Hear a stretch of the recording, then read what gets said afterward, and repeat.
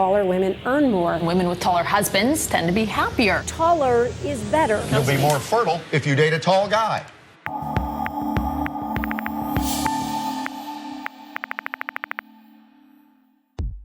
Human height. It's something we all have. Whether height is your defining characteristic, something you lie about, or something you wish you could change so much you're moved to write a hit song about it. I wish I was a little bit taller. However you feel about your height, it plays into everyday life much more than we realize. Being tall comes with some serious perks. Tall people of all genders generally get paid more, get promoted more often, and are more likely to be satisfied with their lives. Historically, they have a documented advantage when running for president of the United States, allowing the winner to fulfill their presidential duty of punching down. Don't worry about it, little Marco. We got Mini Mike, but I think he's out of it. I've had him up to here. Get me off! Get me off of this stage! While statistical advantages aren't blanket truths, people of below average height are tired of being the butt of the joke. In 1978, vertically challenged people would turn on the radio and be welcomed by this chart-topping hit. Short people got no reason to live.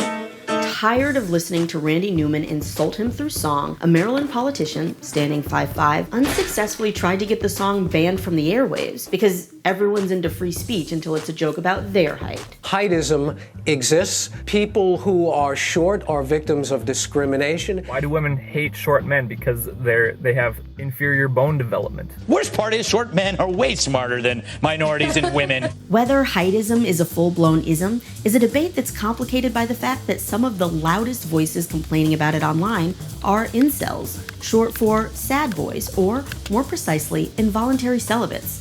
Men who despise women for rejecting them over issues like height. Those men are also the ones who saw the title of this video and that a woman was hosting it and posted the negative comments you can find below. Nevertheless, height discrimination is being taken seriously in some places. In the US, the state of Michigan explicitly outlaws height discrimination in workplaces, and there have been efforts in Massachusetts to do the same. Even if height discrimination isn't explicitly illegal, height restrictions can sometimes be successfully fought if they're determined to basically be other types of discrimination. In 2005, a Swedish court ruled that Volvo's requirement that employees be within a specific height range, which would have excluded about a quarter of the country's women, was a de facto form of gender discrimination. Even if a potential employer couldn't legally consider your height, potential dating partners can, and do. Do you prefer a tall or short man? Tall guys. You just gotta be taller than me. I'd like too tall because it's a bit manly. Over the years, research has repeatedly shown that in heterosexual couples, most men and women would prefer the male to be the taller partner. Raising the question for men, what's keeping you from looking like this? Or like this? Or even like this?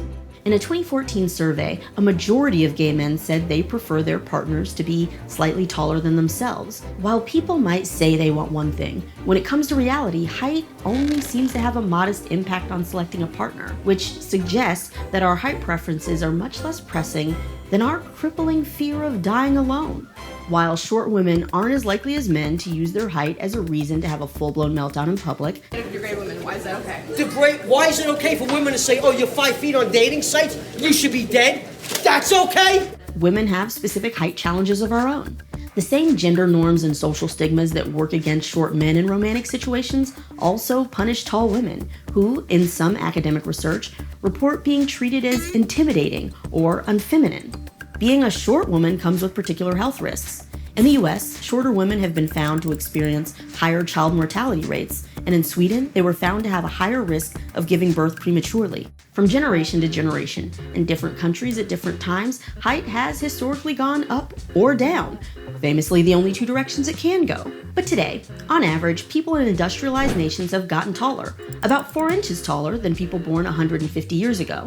Sure, genetics is the biggest determinant of your height potential, but it's not the only factor at play. Worldwide height increases also owe to improved hygiene, access to healthcare, and the ability of actors to secretly stand on boxes. But the most important factors might be prenatal and childhood nutrition. That's the theory used to explain why South Koreans are, on average, an inch or more taller than their North Korean counterparts. But height disparities don't always have to be serious. They can also be pretty riveting. That's how we got a series of buddy films starring Arnold Schwarzenegger and Danny DeVito. Or this photo of actress Kristen Chenoweth standing next to the NBA's Boban Marjanovic, which went viral only because people can't comprehend how a woman who's so tiny and a man who's so big could possibly be in the same room at the same time. So, if you're unhappy with your height, but you don't have access to a time machine to force better nutrition on your pregnant mother, what can you do about it? You could legally get taller by lying about your height on your government ID. You could wait and hope for a growth spurt, like the one Dennis Rodman experienced when he grew 10 inches when he was 19 years old.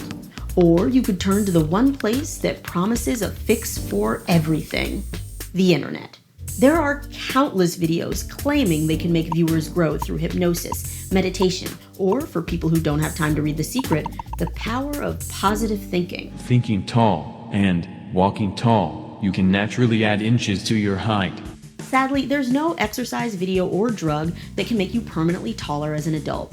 So, the only thing left is surgery. Expensive, painful surgery. The surgeon cuts the bone, in this case, both femurs.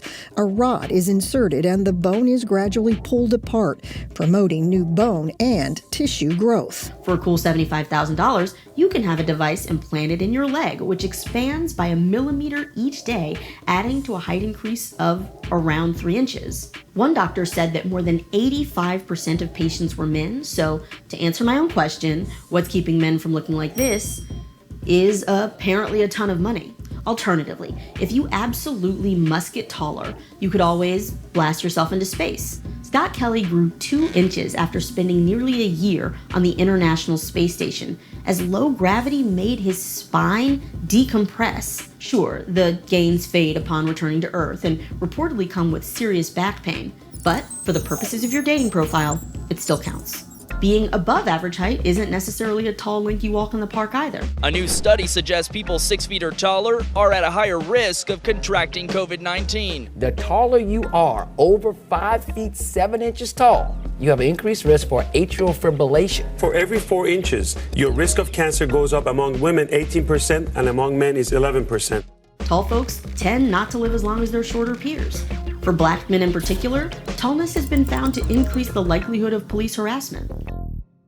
It's not hard to see how at least trying to avoid judging people by their size or appearance would make it easier for everyone to fit more comfortably in the world around them. Until it does happen, many people will continue to wish that they were a little bit taller or shorter.